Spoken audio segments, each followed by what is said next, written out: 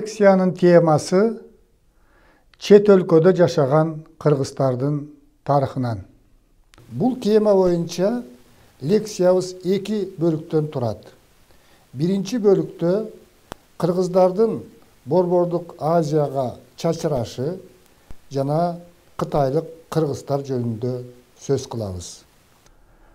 Өткөн сабактарда белгилегендей, кыргыздардын тарыхы, кыргыз аталышы биздин эрага чейинки 3-чү кылымдан бери белгилүү.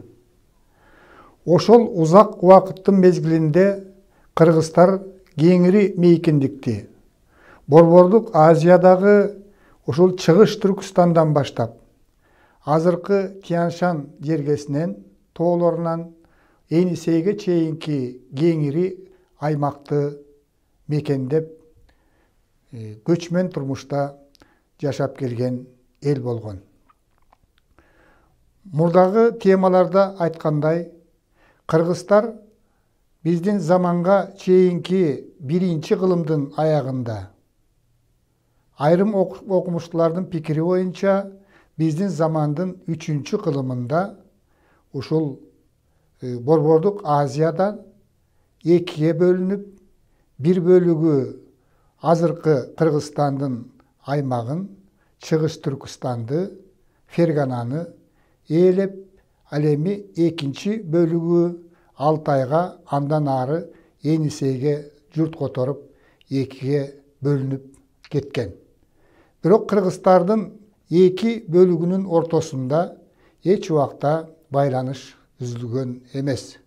Тарихи маалыматтар боюнча Енисейдеги кыргыздарды Россия империясы 18-чи кылымдын башында биротоло баш ийдирип алгандан кийин гана Енисейлик кыргыздар менен Тянь-Шандык кыргыздардын ортосундагы байланыш үзгүлтүүгө учураган. Кыргыздар ушул Тянь-Шанды, Кыргызстандын азыркы территориясын, Фергананы, Чыгыш Түркүстанды ээлеп турган 15-16 кылымдардан баштап азыркы Кыргызстандын аймагы, кыргыздардын негизги чордону жашаган мейкиндик Кыргызстан деген өзүнүн туруктуу атына ээ болгон. Кыргыздар ошол байыркы доордо, орто кылымдарда Борбордук Азиядагы эң кеңири мейкиндикти болжол менен алганда аралыгы 3000 чакырым аралыкты ээлеп турган кыргыздар биз жана жогоруда айткандай экиге бөлүнүп жашап калган. Кийинчерээк мамлекеттер чек-аралар такталган учурда ушул Борбордук Азиянда жашап аткан элдер мамлекеттерге бөлүнгөн мезгилде бул процесс 19-чу кылымдын ортосу 80-90-чу жылдарга чейин жүрүп, андан кийин Совет доорунда дагы такталган. Ушуга байланыштуу кыргыздар ар кайсы мамлекеттердин курамында бөлүнүп жашап калган. Мына ушуга байланыштуу азыркы мезгилде кыргыздардын негизги чордону, негизи бул өзүнүн мамлекети Кыргызстанда жашашат. Ал эми жанагы чек-араларды бөлүүнүн натыйжасында көпчүлүк учурда объективдүү бөлүнбөй, субъективдүү чечимдердин аркасында бөлүнүп калышынын натыйжасында кыргыздар ушул Орто Азияда, Борбордук Азияда ушул бөлүндүү болуп жашап калган. Ошондуктан бул тема боюнча биз кыргыздарды экиге бөлүп окуйбуз.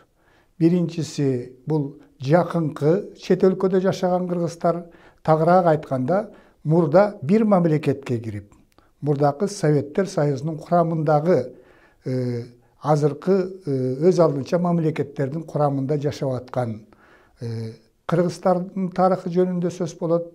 Анан алыскы чет өлкөдө жашаган кыргыздар бул Советтер Союзунан тышкаркы коңшу мамлекеттерде, ал тургай алыскы мамлекеттерде жашап аткан кыргыздар жөнүндө сөз болмокчу.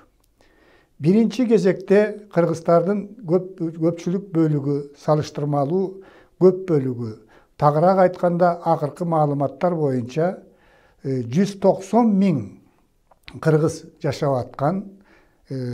Бул Кытай эл республикасындагы азыркы мезгилде ушул кытайлык кыргыздар деген ат менен, аталыш менен белгилүү болгон кыргыздар жөнүндө айтабыз. Эмне үчүн кыргыздар Кытай мамлекетинин курамында жашап калды?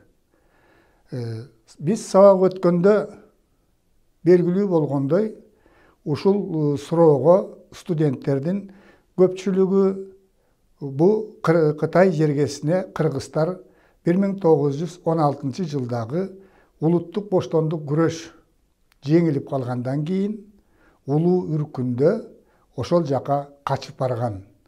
Ошолорду биз кытайлык кыргыздар деп коебуз деп туура эмес түшүнүктө болгондугун көрөбүз. Чындыгында тарыхый маалыматтар боюнча кыргыздар Чыгыш Түркүстанды эң байыркы доордон баштап эле мекендеген. Айрым тарыхчылардын пикири боюнча ошол Хундун императору Моде Шанюй биздин эрага чейинки 201 жылы кыргыздардын ээлигин ушул Чыгыш Түркүстандан басып алган деген тиянакка келишет. Кандай болгон күндө дагы археологиялык маалыматтар боюнча, тарыхый маалыматтар боюнча, дүйнөлүк саякатчылардын жазып калтыргандары боюнча Чыгыш Түркүстанды кыргыздар байыркы доордо эле мекендеген. Кыргыздын руханий байлыгынын жетишкендигинин туу чокусу болгон Манас эпосунда дагы ошол кыргыздар байыркы доордо эле Чыгыш Түркүстанды мекендеп тургандыгы баяндалат.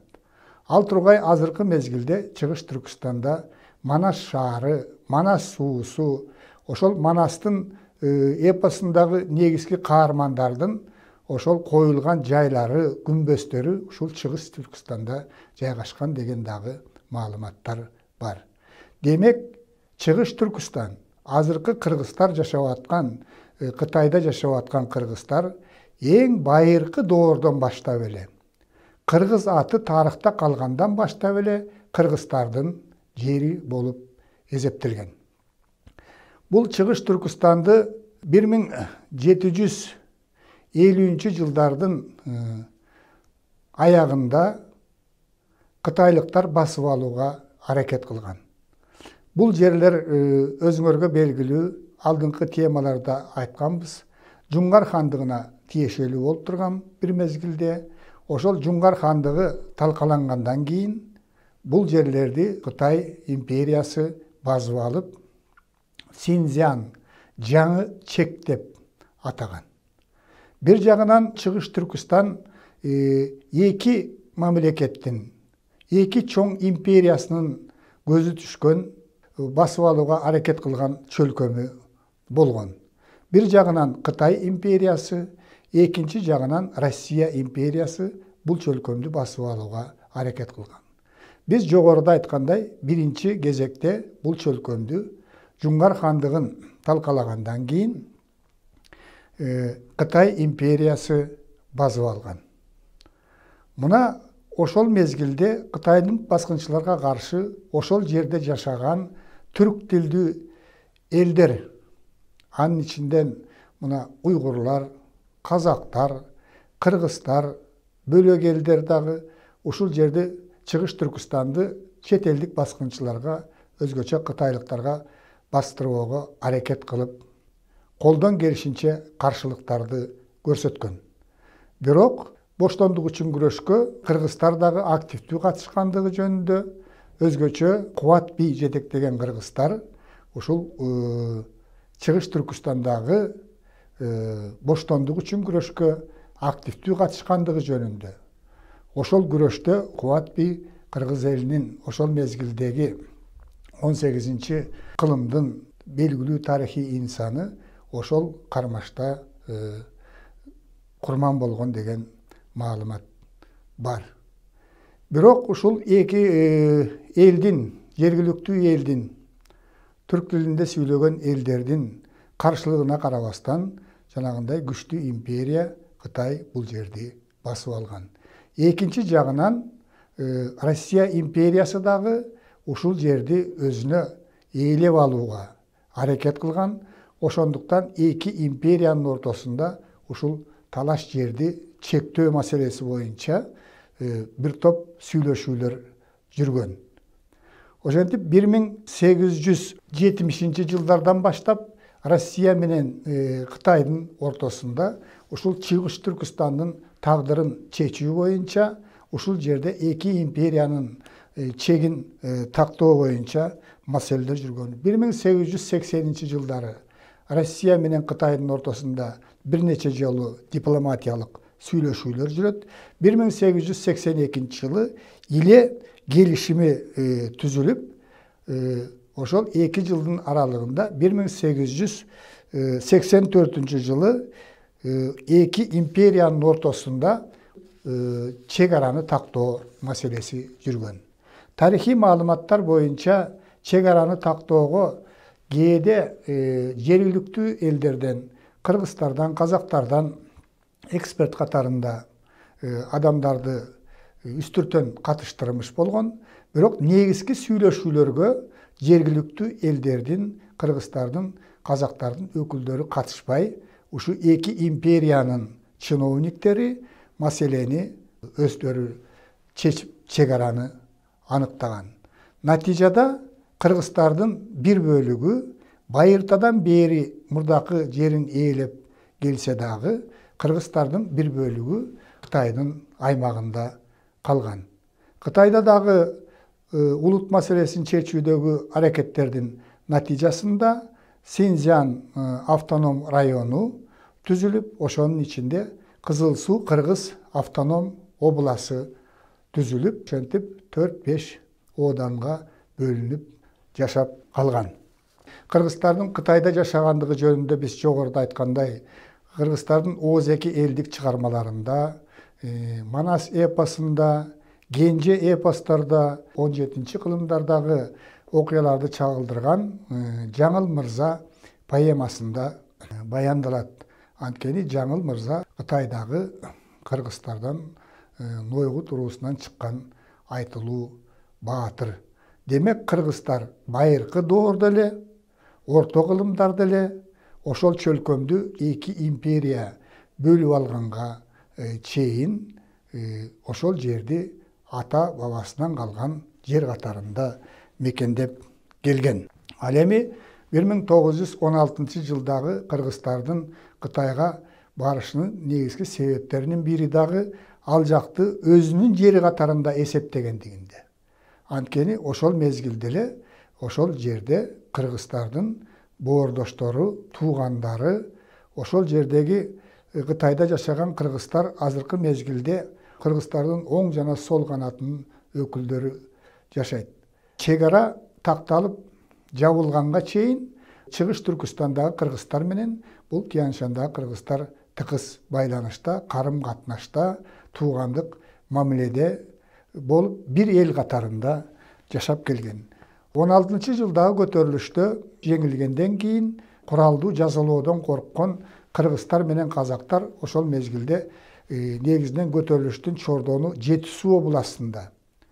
Азыркы мына түндүк Кыргызстан менен, Кыргызстандын түндүгү менен бу Казакстандын бу Алматы областы азыркы мына ушул жерде курч өткөн. Бул Жети Суу областына, Түркістандын Жети Суу областына кирген. Тарихи маалыматтар боюнча көтөрүлүштөгү жазалоодон корккон 330 миңден ашык адам Кытайга качкан. Алардын көпчүлүгү дагы ошол Кытайда өзүнүн туугандарына барып кошулуп, ар кайсы жерде баш калкалап, андан кийин падыша өкмөтү кулап, совет бийлиги орногондон кийин Кытайга качкан кыргыздардын 300 миңдейи кайрадан совет бийлиги орногондон кийин өзүнүн мекенине Кыргызстанга кайтып келишкен. Албетте ал жакта калып калгандары дагы болгон. Ушул күнгө чейин 16 жылы үркүндө качып барып ооруну чок алып калган кыргыздар Кытайда жашашат. Эми Кытайдагы биздин боордошторубуз Кытай эл республикасындагы улут саясатынын жүрүшүнүн натыйжасында биз жогоруда айткандай өзүнчө автономияга ээ болуп, анан Кытай өкмөтүнүн камкордугу менен өнүгүп келгендигин биз тана албайбыз. Эгерде Совет доорунун мезгилинде кытайлык кыргыздар жөнүндө бул Совет мамлекетинде жашаган кыргыздардын маалыматы өтө эле аз болгон. Анткени Кытай менен Советтер Союзунун ортосундагы мамиле 60-жылдардын аягында бузулгандан кийин бул эки мамлекеттин ортосунда мамиле үзүлүп, эч кандай карым-катнаш болгон эмес. Ошондуктан биз кытайлык кыргыздар алардын турмушу жөнүндө, алардын экономикалык абалы, саясий абалы, анан кийин маданий деңгээли жөнүндө биз маалыматтарды биле алчу эмеспиз. Эгемендүү мамлекет болгондон кийин, Советтер Союзу тарагандан кийин мына чет мамлекетте жашаган боордошторубуз менен мамиле түзүүгө, алар менен байланышууга кеңири мүмкүнчүлүктөр ачылды. Биз ошондо ал жактагы кыргыздар кандай деңгээлде өнүгүп жаткандыгын, аларга кандай камкордук көрүлүп жаткандыгын, алардын арасынан дагы ошол Совет доорунан баштап эле мыкты саясий ишмерлер, коомдук ишмерлер, маданият ишмерлери чыккандыгы жөнүндө кабардар болдук. Алардын бири мына мектеп окуучулары дагы, студенттер дагы биле турган бул Исакбек Монуев деген Кыргызстан чыккан биринчи генерал-лейтенант. Мына Кыргызстардан чыккан. Ошол Совет бийлигинин мезгилинде ал Кытайда өзү негизи Алай жергесинде туулуп өскөн, ошол жана тап күрөшүнүн жүрүшүндө Кытайда болуп калган. 1944-жылы бул ошол жердеги тап күрөшүнө активдүү катышып, Чыгыш Түркүстан Республикасы 1944-жылы 12-ноябрда түзүлүп, анын куралдуу күчтөрүн ушул биздин Исакбек Монуев жетектеген. Тилекке каршы бул Чыгыш Түркүстан Республикасы болгону 4 жыл гана жашаган. 1949-жылы ушул Москвага учуп баратып, ушул Чыгыш Түркүстан Республикасынын өкмөт мүчөлөрү, алардын катарында Исакбек Монуев дагы авиакатастрофадан каза болгон. Маданияттагы көрүнүктүү ишмер, Манас эпосун өркүндөтүүгө өтө чоң салым кошкон. Эгерде биздин Кыргызстанда Манас негизинен Манастын 3 мууну Манас, Семетей, Сейтек 3 илтип катарында айтылса, бул Манастын 7-8 муунуна чейин айткан Жусуп Мамай деген залкар манасчы. Бул жөндөгү маалыматты дагы эгемендүүлүктү алгандан кийин билдик. Кытайлык кыргыздардан чыккан Анвар Байтур жөнүндө сөзсүз түрдө билишибиз керек. Анвар Байтурдун эмгектери дагы эгемендүүлүктүн шартында кыргыз тилине которулуп, 1992-жылы кыргыз тарыхы боюнча лекциялар деген 2 китеби чыгып бизге жетиштүү болду. Азыркы мезгилде кытайлык кыргыздар менен Кыргызстандагы кыргыздардын ортосунда жакшы мамиле түзүлгөн, экөөнүн ортосунда экономикалык жактан саясий, социалдык, маданий байланыштар күч алууда. Азыркы мезгилде Кытайдагы кыргыздардын бир бөлүгү Тарбагатайда, тагыраак айтканда, Кытай эл республикасынын Синьцзян уйгур автоном районундагы Иле Казак автоном областында жашаган кыргыздар бар. Акыркы маалыматтар боюнча Тарбагатайда жашаган кыргыздардын саны 3000ге жакын. Булар казактардын арасында жашагандыктан негизинен тили урулуп, казак тилинде сүйлөшүп, домбуранын коштоосунда ырдап калган. Маалыматтар боюнча бул Тарбагатайда жашаган кыргыздар лама динине сыйынышат. Балдарына кыргызча жана лама динине ылайык эки ат коюу салты бар. Азыркы мезгилде биздин кафедранын аспиранты Нуршат Жумабай ушу Тарбагатайдагы кыргыздардын социалдык маданий турмушу жөнүндө диссертациялык ишин аяктап калды. Массалык маалымат каражаттарында Тибеттин Кытайга караган бийик тоолорунда да кыргыздарга окшогон эл жашайт. Бирок бул эл өздөрүн кыргызбыз деп атабастан аруу эли, күн эли деп аташат. Алар менен катташкан айрым изилдөөчүлөр алардын тили кыргыздардыкына өтө жакын экендигин, аларда ушу кыргыздардыкына окшогон каада салттар көп экендигин айтышат. Алар негизинен Тибеттин бийиктиги деңиз деңгээлинен 4000 метр бийиктикте жайгашкан жеринде орун очок алышкан. Тышкы дүйнө менен алар жылына бир гана ирет байланышып, өздөрүнө керектүү товарларды сатып алышат. Бирок булардын кыргыз экендиги илимде так далилденген жок. Бул изилдөөлөрдү талап кылат. Кытайлык кыргыздар жөнүндө сөз кылганда, Манчжуриядагы фүйүүлүк кыргыздар жөнүндө дагы айта кетишибиз керек. Анткени ушу Манчжуриянын Фүйүү уездинде дагы 1000ден ашык кыргыздар жашашат. Окумуштуулардын изилдөөлөрү боюнча бул жана өздөрүнүн айткан маалыматтары боюнча фүйүүлүк кыргыздар негизинен бул жерге Манчжурияга Енисейден көчүп келген. Окумуштуулардын изилдөөсү боюнча бул фүйүүлүк кыргыздар негизинен ошо Енисейдеги кыргыздарга түспөлүү окшош, ак жуумал, көздөрү көк, анан чачтары кызгылт сары болот экен. Мына фүйүүдөгү кыргыздар өздөрүн кыргызбыз деп эсептейт, Енисейден көчүп келгенбиз деп эсептейт, бирок тилинин көпчүлүгүн унуткан, бирок лингвисттердин айтуусу боюнча Енисейдеги кыргыздардын сүйлөө ритми, ошондогу өзгөчөлүктөр ушу фүйүү кыргыздарында сакталып калган. Бул дагы биздин боордошторубуз ошо фүйүүлүк кыргыздарды дагы кыргыздардын бир бөлүгү катарында изилдеп үйрөнүү бул тарыхчылардын жана окумуштуулардын милдети деп эсептейбиз.